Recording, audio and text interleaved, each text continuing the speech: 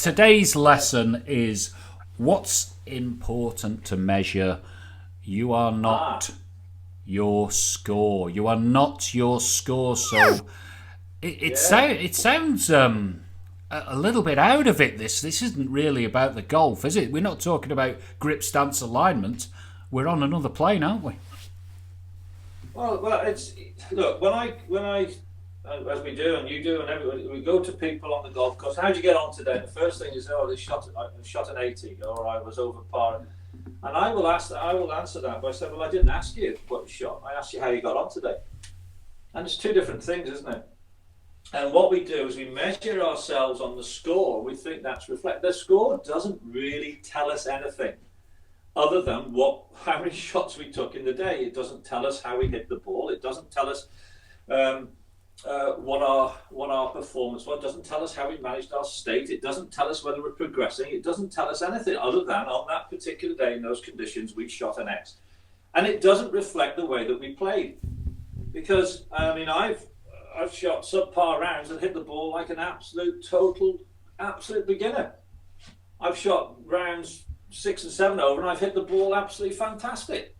And we hear these people these pros on the interviewed after the game, and they've shot, they've shot 76 or 78 or 74, and they beat themselves up. I'd love them to turn around and say, I shot that, but I really had a great time out there today. I really enjoyed it, and despite the fact it didn't go my way today, I felt great. And then they go on, they shoot a 62 and a 64, which is the exception, and they turn around and say, it wasn't so good, and yeah, got away with it. It's just unbelievable. So, you aren't your score. It isn't the only measure, and I'm going to suggest it's not the most important measure. It doesn't make us better.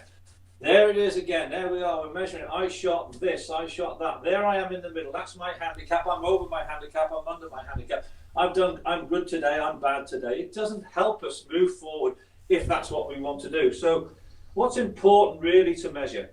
Clearly, you have to measure your scores. It's a reflection on how you've got the ball around the course.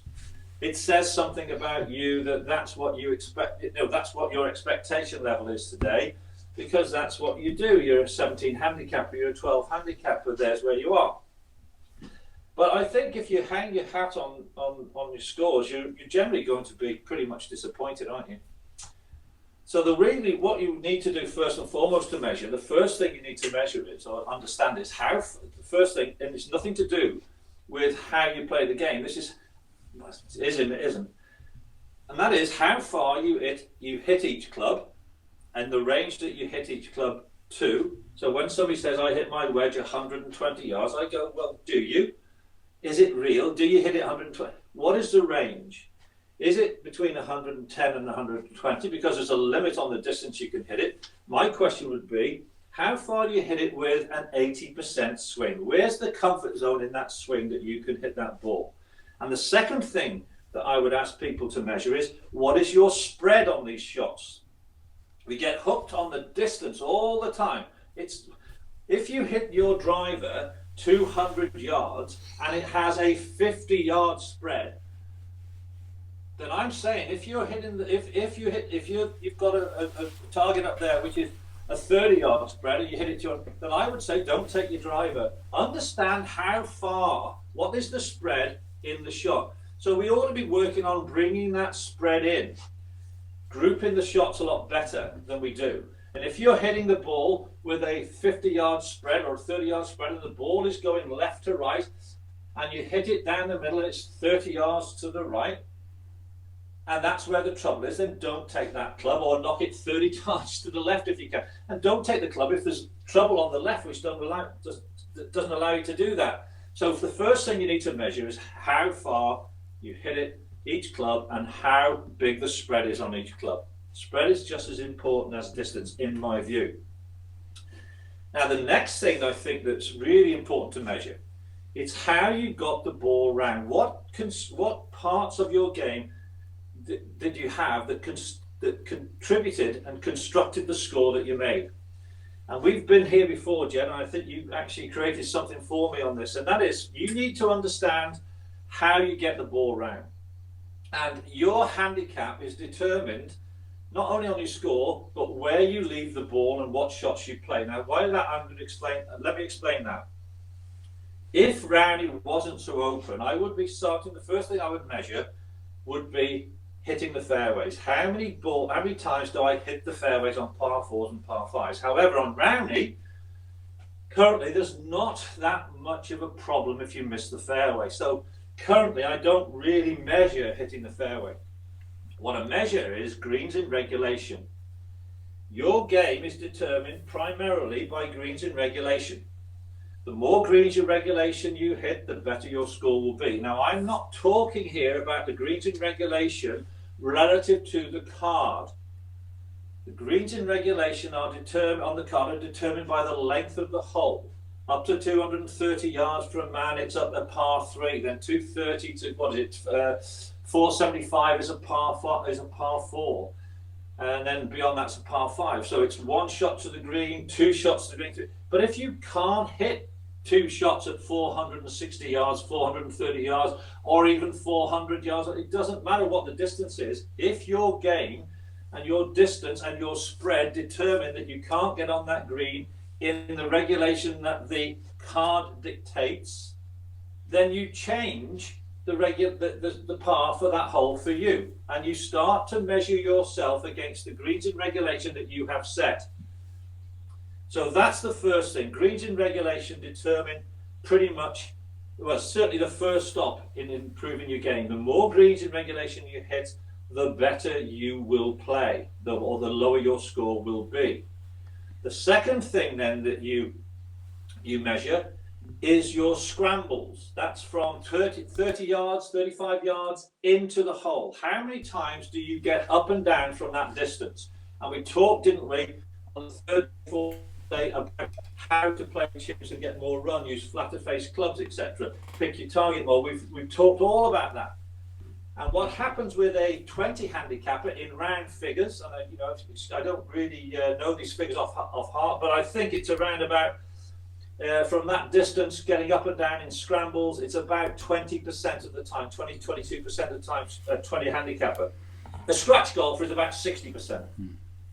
So the more you can get up and down, the better you will play, the better your score will be. And it takes the pressure off your approach shots, it takes the pressure off your putting.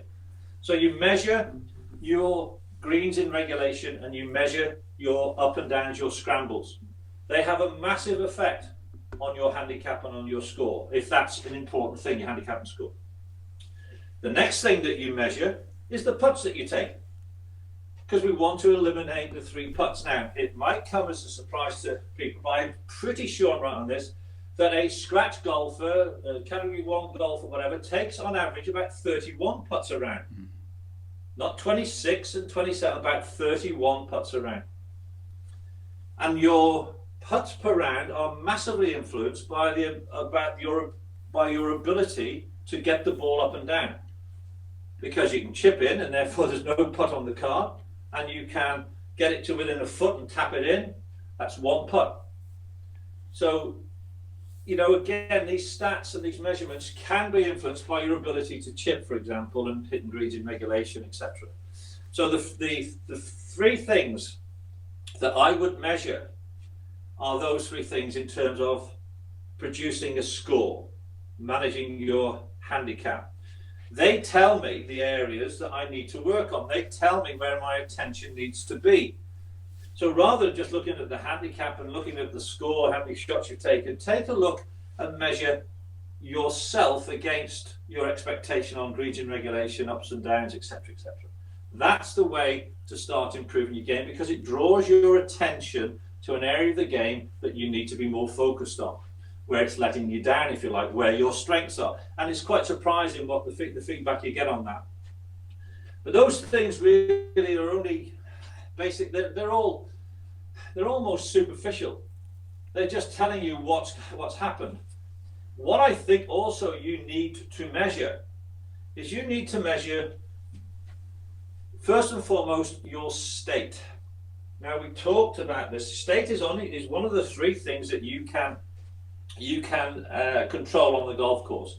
And I would suggest to you, anybody, that if you can be in the right state for longer in the game, you will play better golf. You will play without tension, and you will play without trying, and you will play in flow. So determine what your state needs to be and measure it out of 10 today, out of 5 on every hole. It's not a big onerous thing to do. Today I am going to be calm throughout. Today I'm going to be happy. Today I'm going to accept everything without conditions and know whether you've done it or not. And at the end, on hole 1, did I accept every shot? Was I content with it? Yes or no, out of 5, and mark it down. See where the tension comes in. The next thing that you can measure for sure is your stability. Am I stable through the shot? Did I lose my balance? Have I committed? Yeah, there we go. And just measure it, know it, and every single shot. And the most important thing in all of this is, am I in this shot from start to finish? Have I gone in the process from start to finish? Have I been present from start to finish? If not, where did I lose it? And just measure yourself out of 10 every time, or out of 5. On the whole, was I in that shot? The other thing you can measure, did I apply my pre-shot and post-shot routine on every shot? Did I take shortcuts? Was I there? And then the other thing you can measure is your degree of happiness and contentment that you have on the course. Am I really happy with this? Am I content with where it's gone? Is this taking me further? Have I learned anything today about myself? Not about the game, about myself. And that's really, we can construct stuff as well. The people I work with, we construct stuff about their overall goal and all their overall targets, because the fundamental thing in all this, which I probably should have started with, is that you have to sit down and decide what it is that you want to get out of this game, what it is that you want the game to give you back. And you have to have an undeniable goal. If you say, I want to get to 12 handicap, which apparently is the happiest handicap you can have because you've got enough shots and you're not, all of these things. If you want to get to a certain target, if you want to be better, you need to have an undeniable goal and work to it. Because if you don't have the undeniable goal, there's nothing that you're going to work to, and you're going to get distracted, and you're not going to be able to measure against it. And you measure it in time slots as well, have it time bound. And these goals and everything that you measure have to be within your control. If somebody comes to me and says, I want to win the Ireland Championship, or I want to win the club championship, or whatever, I'm saying that is a goal that's not achievable, because it's not in your control. You can prepare all you like, you can get to the big event, you can play absolutely fantastic, but you take a bad bounce and lose a ball out of bounds, and somebody else who's not playing as well beats you, and he's thin one into the green and he's got in the hole. You can't control it. So measure things that you can control, and all the things I've discussed there are things that you can control. And without making it onerous, we all evaluate, don't we, the games that we play. We get off the course and we know, don't we, how many shots but we know whether we've been there, we know whether we've been present, we know whether we lost it, we know where we got anxious. And part of the reason that happens is we don't measure the fact that we do our pre-shot and our post-shot routine, and we do it every time. And that's where we need to be, I think, is measuring the things that are important, and the score isn't really one of them. If you look at somebody that says, I want to lose weight, well, the reason, why do you want to lose weight? Well, I want to be healthy. Why do you want to be healthy? Because my father had diabetes, I don't want to be diabetic. You have to create that goal at the end, which is undeniable, the reason that you really want to do it. And then people go on this weight loss mission and they think that the only thing that matters is what it says on the scale. But people who get the full picture measure maybe the waist size, the arm size, the body fat index. That's not the only measure. We get hooked on the only measure in golf is my handicap and the score that I took. I'm saying you get much more feedback if you stand there on the tee and say, right, I'm going to measure today what I'm like when I'm in the shot. I'm going to measure today my state. I'm going to measure today how happy I am, how content I am, how relaxed I am. I'm going to measure today my tempo. Am I in the same tempo throughout that shot? Just measure the things that really make a difference to how you move on to the next shot. And that's what I would say. So what do you think, Jed? Do you have any questions on that and how you do that? That is quite profound. There's a lot to take in. Of course, when you play in a competition, you are hooked on the score. That is only natural. You come off that final green, and that's what you're looking at. It's the bottom line, isn't it? And it can get on top of you sometimes, and it's dealing with failure. It's dealing with, the mistakes that you've made and the big picture. You've just got to accept. Well, it's a game, isn't it? Well, yeah. Hang on a minute though. If you look, let's just take it. So and we talked about this a little bit when we said don't get hooked on what your score is on the front nine. For example, when Paul Larry came out, he said I don't put the score down for just every 3 holes. We get hooked on the score, and we get around the course and it's going well. We get hooked on the score, and we start to get defensive. And what we should be measuring is, right, I need to be in this process. I'm going to apply my pre-shot, my post-shot routine. I'm going to be absorbed with the target because that's the first thing. And we forget about the score. And we bring it back to what's important right now. What's important now? And the important thing there is not the score. The score hasn't happened yet. You measure how you are in that moment, not what the ball is, how many shots it is in the ball. Now, I have to say this as well. There's a couple of things that have come to my attention over recent weeks with newbies and things, and I really find it most bizarre. First thing is, I think we spoke about this some time ago, when we talked about speed of play. If my playing partner tells me their score when they put the ball in the hole and I'm in the moment of my shot, I'm going to tell them to shut up. I don't want to be distracted about your score or my score. I want to be in here. I'm going to measure at the end of this. Was I in the shots every time? Did I on the putts? I might not have hold the putts, but did I apply the process to the putts? Was I in the shot? Did I deliver it as I want? Was I there? Not did it go in. It's was I there? Did I enjoy it? Was the experience? What did it give me back? So I don't want to know what that person's score is when I'm on the green playing my shot. It's irrelevant. I'm not going to put it down. I'm not going to run over to my bag and take my card and say, oh, what was it again? It's just irrelevant. Don't tell me. Don't want to know. And the other thing is, again, I've heard that people are being asked to say what their score is, how many shots they've taken to get to the green. And people are going and playing shot. You've taken 5 and I've taken a 4. What the hell's that's going on here? Hooked on score. I said, somebody put this to me the other day, and I said, well, I would tell them, they said, how many shots have you taken to get to the green? I'd say 2. Even if I've taken 5, I said 2. Well, why would you do that? Well, so the person will say, well, you've taken more than that. I said, if you know I've taken more than that, why are you asking me? Just let the score go. The score is not this. You are not the score. You are what happens here. It doesn't define you as a golfer. It doesn't define you as a person. What defines you as a golfer and a person is your ability to learn from every process and to deliver the club face and be there, relax and feel that you're part of it, and to appreciate and value what it is we're actually playing here. It's an incredible experience that we should have. There's no other sport that delivers this.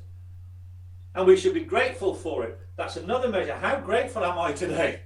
These are the important measures. How much credit have I given? Give yourself a bit of credit as well. All right, I wasn't there today. I didn't feel so good today, but I can get that better, and I know where I went wrong with that. That's my measure. So next time I get here, I'm going to put my attention on making sure that I put my attention on hitting the ground in front of the ball. I put my attention on my process. I put my attention on holding the finish. And I find that then I'll be more relaxed, I'll be easy. But measuring your state is a massive, massive, massive thing. Determining before you get to the golf course that if the play is slow today, then I'm going to be fine with it. It doesn't matter. And remember that every single shot that you take is no more than a task that you have on the golf course. You have a start and you have a finish. And one of the things you should measure is, did I perform every task with a start and a finish? You might have 100 tasks in a round, you might have 65 tasks in a round, but every one is an individual task. It has a start and a finish. And measure it. Don't get ahead of yourself. Don't overlay the future with the past. Simply be in it. Simply enjoy it. Enjoy it for the sheer pleasure of moving, and measure the level of enjoyment, measure the level of commitment, measure the level of process, and stop getting hooked on how many shots you've taken. If you do what we've just discussed and you measure those things, I'm going to suggest to you that your score will be surprisingly good. Because the score is a byproduct of doing all those things I've just discussed. Blimey. That's what it's about. Blimey. I can't really put it into words. That was fantastic, John. My head is slightly scrambled because I've got so many thoughts and aspirations about, the year ahead. And I'll have to confess, it's around winning a few competitions or doing well in certain competitions. Okay. And maybe I've got to just move my focus a little bit. Okay. You can be the best you can prepare and be the best you can be on that day.